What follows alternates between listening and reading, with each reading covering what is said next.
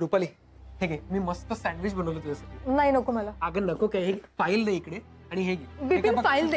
एक मिनिट. ईशा काय pregnancy report? जरा हळू नाही बोलू शकत तू? Okay okay.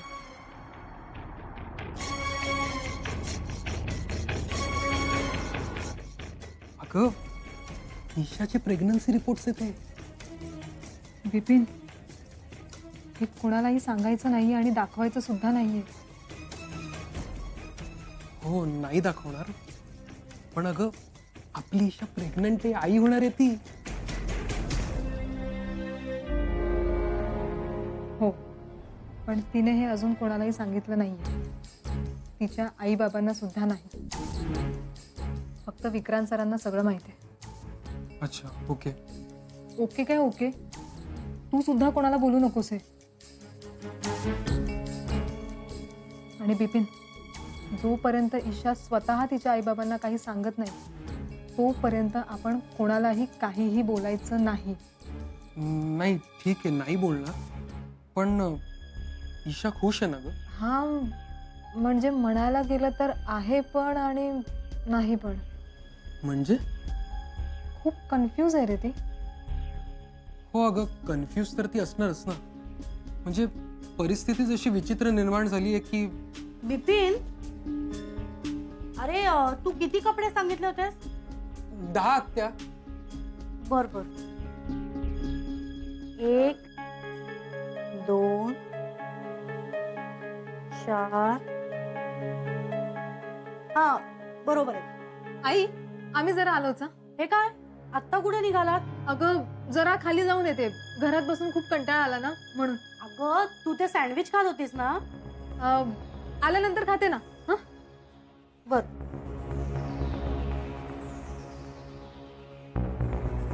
काय लपवलं या कार्टीनी? ईशा,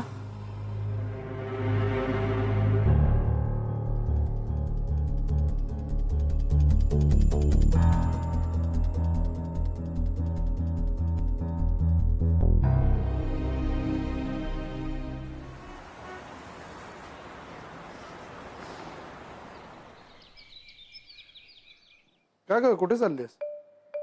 माहेरी.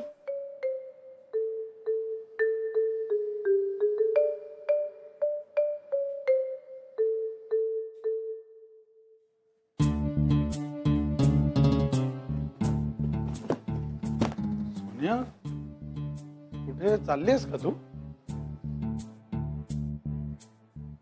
मी माहेरी जाते असं बोलून 1 मिनिटही झालेला नाहीये जयदीप अजून, पण तुझं लक्षच नाहीये. माझ्या कुठल्याही गोष्टी तुला माहिती नसतात आणि तुझ्या कुठल्याही गोष्टी तुम्हाला सांगत नाहीस, लपवून ठेवतोस. I feel so useless you know. ए सोनिया, काय अगं, बरी आहेस ना तू? हो, मी बरीच आहे, पण मला असं वाटतं की या घरातले सगळे लोक वेडे आहेत. माझं म्हणणं कोणीच ऐकून घेत नाही या घरात, तर मी का राहायचं या घरात सांग ना. सोनिया, सोनिया मला सांग, काय झालंय? व्हॉट्स रॉंग? तुम्हा लोकांचं जे काही या घरात चालू आहे ना, ते मला अजिबात आवडत नाहीये आणि पटत तर बिलकुल नाही. बट यू नो आम्ही हे सगळं कशासाठी करतोय रे? आणि तुम्ही ज्यासाठी करताय त्यामुळे तुमचा जीव जाऊ शकतो, हे तुला कळतंय का जयदीप? आताच ईशावर अटॅक झालाय. नेक्स्ट टार्गेट तू नसशील कशावरून जयदीप? सोनिया, पण असं घाबरून चालणार नाहीये. आणि एक गोष्ट ठरवली तर ती पूर्ण केलीच पाहिजे ना. पण कशासाठी? ब्रोइन लॉला घेऊ देत ना ही प्रॉपर्टी. त्यांना घेऊ देत किंवा अजून कुणालाही घेऊ देत, पण त्यासाठी मला माझ्या नवऱ्याला गमवायचं नाहीये. सोनिया बघ, असं काही होणार नाही. कशाला इतकी काळजी करतेस? काही होणार नाहीये ह्याची काय गॅरंटी आहे जयदीप? सांग ना. माझ्या डॅड कडे हवा तेवढा पैसा आहे. मला आतापर्यंत कशाचीही कमी पडलेली नाहीये. का टेन्शन घेतोय? इथे तुझं जे काही आहे ना ते इथल्या लोकांना देऊन टाक आणि चल माझ्या बरोबर, राहू दे सगळं. सोन्या सोन्या, एक मिनिट थांब. इकडे तू आधी बस. बस शांतपणे.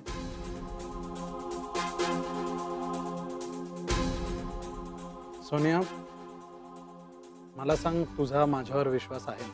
तुझ्यावर विश्वास आहे जयदीप, पण काही लोकांवर नाहीये. सोनिया, आम्ही सगळं नीट विचार करून करतोय. तू नको काळजी करूस, ओके? विचार करता म्हणजे काय करता रे तुम्ही? ईशाला राजनंदिनी समजता. पुनर्जन्मासारख्या स्टुपिड कल्पना खऱ्या मानता. नाही, मला या सगळ्या गोष्टी अजिबात पटत नाही जयदीप, आणि या गोष्टींवर माझा कधीही विश्वास नाही बसला. त्यामुळे मी इथून गेलेलीच बरी ना. पण मी तुला जाऊ देणार नाहीये सोनिया. तू उगाच कशाला टोकाचा निर्णय घ्यायचा? मग मी काय करू जयदीप? सोनिया,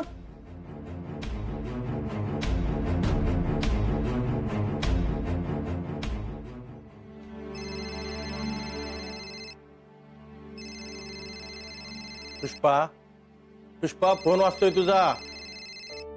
काय झालं? फोन. अगो बाई, रंजनाताई फोन करतायत. काही काही प्रॉब्लेम नाही ना झाला? अगं फोन घे, बोल आधी त्यांच्याशी, मग कळेल. हॅलो रंजनाताई, बोला. पेढे कधी घेऊन येताय ते सांगा. अहो कसले पेढे? अहो तुम्ही काय बोलताय ना ते मला काहीच कळतच नाहीये. पुष्पा, काय म्हणतायत त्या? अहो ते पेढे पेढे करतायत. असं करा, पेढे आणा ना तर बर्फी आणा. म्हणजे काय, आपल्याला माहिती नाही ना अजून कोण असेल ते. पेढे किंवा बर्फी? अगं बाई, कोणी गरोदर आहे का आपल्या चाळीत? अहो असं काय करताय? आपली ईशाच नाहीये का प्रेग्नंट?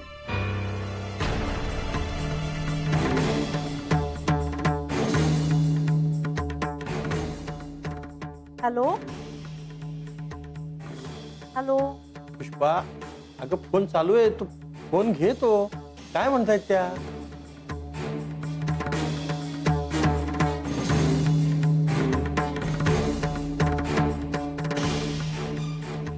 हॅलो. अहो आपली ईशा प्रेग्नंट आहे. अगो बाई, म्हणजे तुम्हालाच काही माहिती नाही की काय? नाही हो. अच्छा, नाही मग तुम्ही इकडे याच, मी देते तुम्हाला प्रूफ. हा,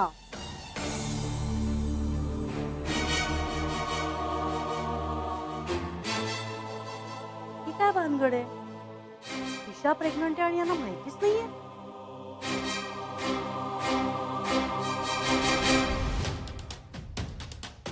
पुष्पा, अगं काय झालंय?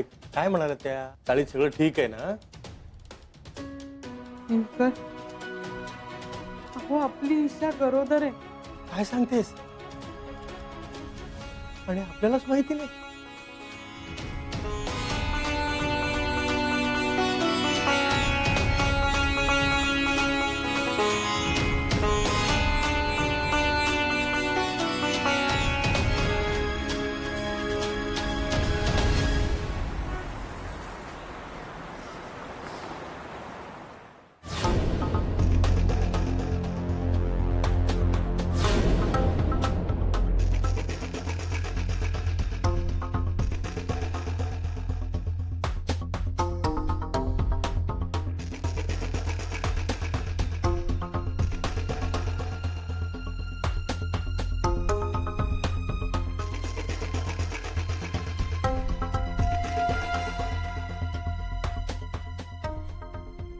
केवढा मोठा प्रश्न उभा राहिलाय माझ्या समोर सर.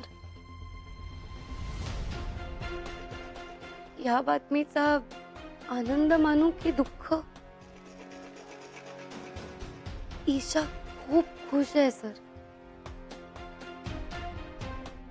पण राजनंदिनीचं काय? या दोघींच्या परस्पर विरुद्ध भावना आहेत.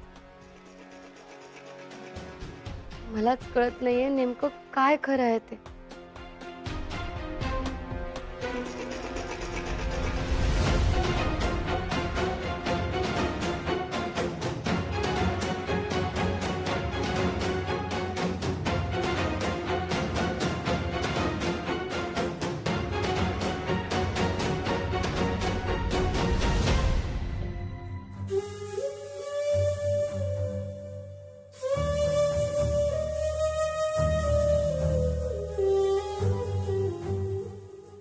सर तुम्ही तर शांत झोपलात,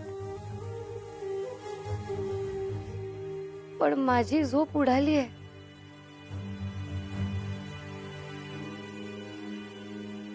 मी तुमच्यावर खूप प्रेम केलंय, अगदी मनापासून.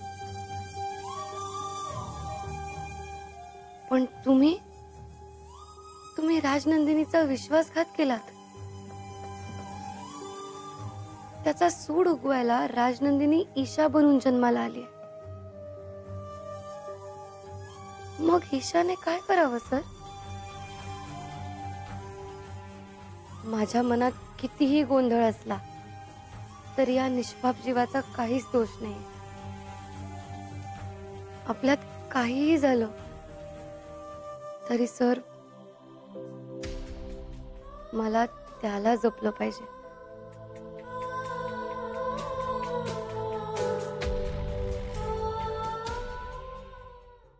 आईसाहेब, झाली का जेवणाची तयारी? हो, पण आईसाहेब आज जेवायला माणसं कमी आहेत. का? काय झालं सर्जेरा? ईशाताई साहेबांचे आई बाबा त्यांच्या घरी गेलेत.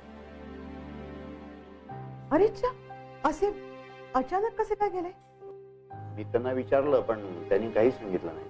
आश्चर्य आहे, आलेही अचानक आणि गेलेही अचानक न सांगता.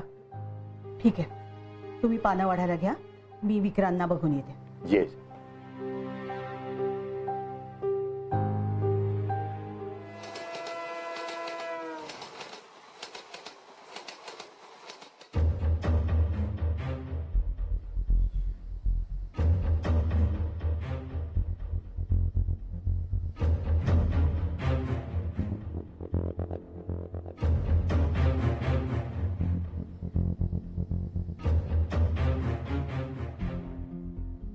काय मग आता तरी देणार ना पेढे? म्हणजे मी तुम्हाला कबूल केल्याप्रमाणे ईशाचे रिपोर्ट दाखवलेले.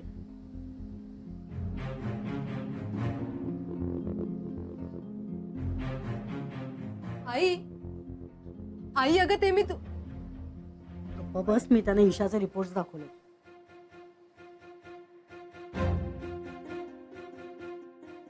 आई आई अगं तू हे काय दाखवलंस? रुपाली, अगं तू आमच्यापासून हे लपवलंस? काकू, ईशा म्हणाली होती की अगं का लपवलंस आमच्यापासून हे? काकू, त्या दिवशी ईशा मला भेटायला आली होती हा रिपोर्ट घेऊन.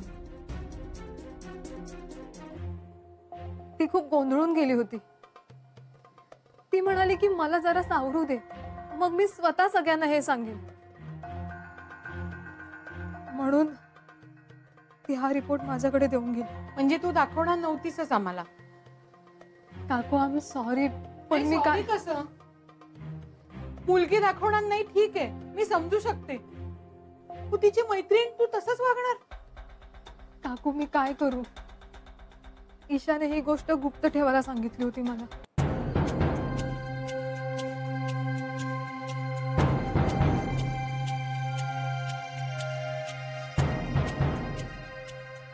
हो,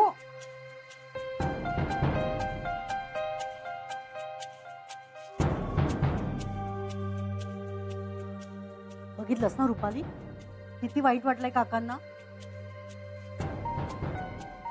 नाही, साहजिकच आहे. अहो, खरं म्हणजे इतकी गोड बातमी ना ईशानी पहिल्यांदा तुम्हाला दोघांना सांगायला हवी होती. पण बघा ना, तिने सगळं सांगितलं या रुपालीला. ईशा तरी असं का वागली कोणाला माहिती?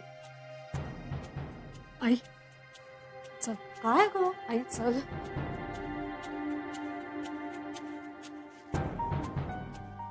काय करतेस? आई, तुला काय गरज होती त्यांना इथे बोलावून सगळं सांगायची? तू गप्पा बस ना. मी जे केलं ना ते योग्यच केलेलं आहे. आई अगं काय योग्य आहे? तुला जरा तरी कल्पना आहे का ग ईशा सध्या कुठल्या कंडिशन मध्ये येते? तू तरी पण का केलंस ग हे? रुपाली, गप्पा बस. तुम्हाला दोघींना काय वाटतं, खूप अकला आल्यात तुम्हाला? या असल्या गोष्टी कोणी आई वडिलांपासून लपवून ठेवत नाही, कळलं का? हा सगळा काय खेळ आहे का? मूर्खपणा नुसता. आई, अगं ईशाची इच्छा नव्हती ना की आत्ता तिच्या आई बाबांना सगळं सांगायचे. मग आपण त्याचा आदर नको का ग करायला आई? रुपाली, या असल्या गोष्टी कोणी मोठ्यांपासून लपवून ठेवत नाही. त्यांना किती वाईट वाटलंय बघतेस ना तू. आई मग एकदम मला येऊन तरी सांगायचं ना तू. अगं तू डायरेक्ट जाऊन त्यांना कसं काय बोलू शकतेस? खूप झाला तुझा मूर्खपणा. घरात कामं पडली. चल आता. आई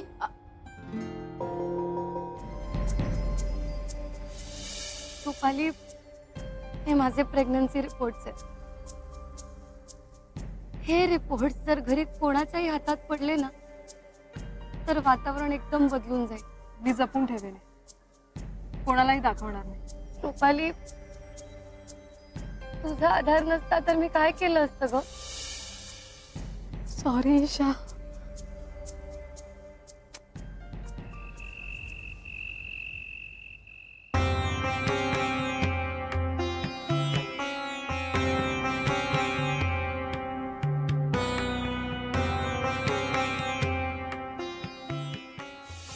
तू आता एकटी नाही आहेस ईशा, कारण तुझ्या पोटात आपलं बाळ वाढत आहे.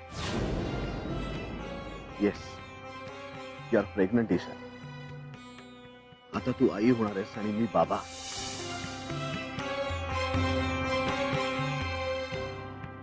जावई बापू देवळात का आले होते? असं अचानक काय काम निघालं की ते देवळात आले? मला तुम्हाला जे काही सांगायचंय ते मी सांगणारच आहे. वेळ आली की. म्हणजे तू अजून काहीतरी लपवतेस आमच्यापासून, हो ना?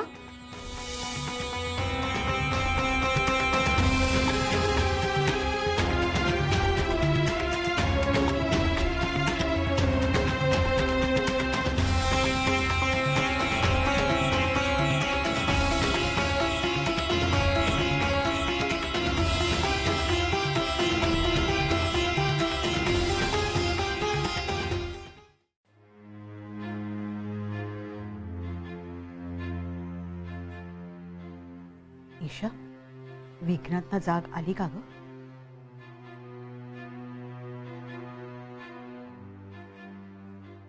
ईशा, ईशा, काय झालं? विक्रांतनी एकदा तरी डोळे उघडलेत का?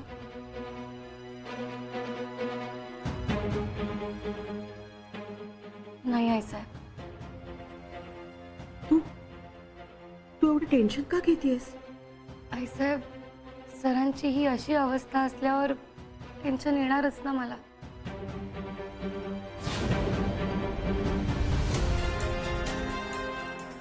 फक्त एवढं नाहीच आहे ईशा. काय झालंय नक्की मला सांग. गोळी कशी लागली विक्रांतला? त्यांच्या हातून चुकून गोळी सुटली का कोणी दुसऱ्याने त्यांना मारलं? खरं सांगू आई साहेब, जे झालं ते झालं. त्या गोष्टीचा जास्त विचार करून त्रास करून घेऊ नका तुम्ही स्वतःला. अगं पण तुला टेन्शन आलंय त्याचं काय? सगळा त्रास तू करून घेतेस. काल रात्रभर त्यांच्यापाशी बसून होतीस. इतकी काळजी का करतेस तू ईशा?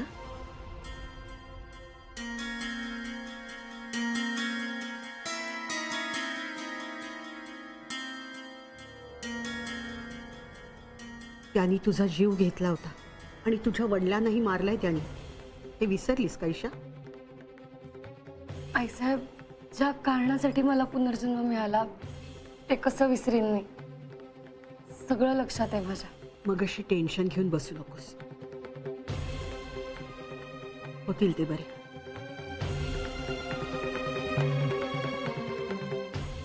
तू तुझ्या तब्येतीला जाऊ. काळजी करू नकोस. हो आई साहेब. आणि हो, तुझे आई बाबा निघून गेलेत. तुला कळलं का? निघून गेलेत म्हणजे? म्हणजे ते तुमच्या घरी गेले. पण का? का ते मला माहित नाही. तू विचार त्यांना. मी येते. काळजी घे. तुला कॉफी वगैरे काही पाठवू का? नाही, नको आहे साहेब.